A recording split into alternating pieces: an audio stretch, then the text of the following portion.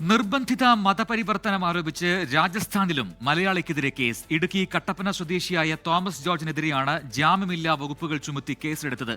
ഭീതിയോടെയാണ് കഴിയുന്നതെന്ന് 21 വർഷമായ രാജസ്ഥാനിലെ ദൌസയിൽ പാസ്റ്ററായി പ്രവർത്തിക്കുന്ന Thomas George പറഞ്ഞു. ഛത്തീസ്ഗഡിൽ കന്യാസ്ത്രീകളെ അറസ്റ്റ് ചെയ്തത് ഒറ്റപ്പെട്ട സംഭവമല്ലെന്ന് വ്യക്തമാക്കുന്നതാണ് രാജസ്ഥാനിൽ മലയാളി പാസ്റ്റർക്കെതിരെ എടുത്ത കേസ്. കഴിഞ്ഞ ജൂൺ 29-ന് പ്രാർത്ഥന നടന്നുകൊണ്ടിരിക്കെ ബജ്രംഗ് ദളിന്റെ നേതൃത്വത്തിൽ ഒരു സംഘം പ്രതിഷേധവുമായെത്തി.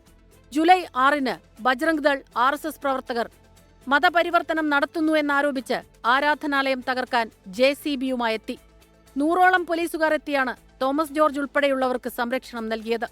ജൂലൈ 15-ന് ബജ്രംഗ് ദൾ പ്രവർത്തകരുടെ പരാതിയിൽ തോമസ് ജോർജിനെതിരെ ദൌസ പോലീസ് കേസെടുത്തു. മതസ്പർദ്ധ വളർത്തുക, മതവിശ്വാസത്തെ അപമാനിക്കുക, വിദ്വേഷ പ്രചരണം എന്നീ കുറ്റങ്ങൾക്കാണ് കേസ്. 6-ാം തീയതി സൺഡേ ഏകദേശം 500ഓളം ആൾക്കാർ JCB ഒക്കെ ആയിട്ട് ചർച്ചടിക്കാൻ വേണ്ടി വന്ന വലിയ ബഹളമായിരുന്നു. അതിൻ്റെയൊക്കെ വീഡിയോ ഒക്കെ ഞങ്ങളിലുണ്ട്.